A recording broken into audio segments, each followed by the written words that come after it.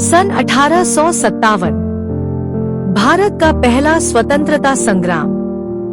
झांसी की रानी लक्ष्मीबाई अंग्रेजों से लोहा ले रही थी, लेकिन इस युद्ध में एक और शेरनी थी, एक ऐसी वीरांगना जिसका नाम इतिहास के पन्नों में दबा दिया गया। वह थी झलकारी बाई। झलकारी बाई का जन्म एक गरीब परिवार में हुआ था। बचपन से ही उनमें असाधारण साहस था। कहा जाता है, एक बार अकेली होते हुए भी उन्होंने जंगली शेर को डटकर भगा दिया था। जहां और लड़कियां गुड़ियों से खेलती, झलकारी तलवार और डंडे से खेलती।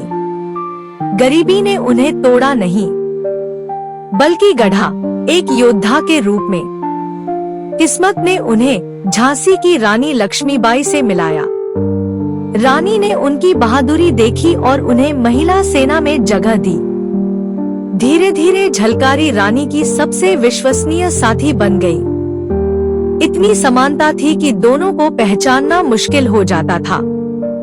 1857 का संग्राम अपने चरम पर था। अंग्रेजों ने झांसी को चारों ओर से घेर लिया था। रानी को बचाना बेहद जरूरी था, क्योंकि उनका जीवित रहना ही विद्रोह की आत्मा थी। तब झलकारी बाई ने इतिहास रच दिया। उन्होंने स्वयं को रानी लक्ष्मीबाई का रूप देकर अंग्रेजों का सामना किया।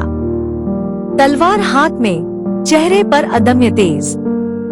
उन्होंने शत्रुओं से कहा, यदि रानी चाहिए तो पहले मेरी लाश से गुजरना होगा। उनकी इस चालाकी से रानी को किले से सुरक्षित बाहर निकलने का समय मिल गया। झलकारी ने पूरी ताकत से युद्ध किया। अंग्रेजों को लगा कि वे रानी लक्ष्मीबाई को पकड़ चुके हैं, लेकिन जब सच्चाई सामने आई, तब तक असली रानी दूर निकल चुकी थी। इस छल और वीरता ने झांसी की लड़ाई को नई दिशा दी।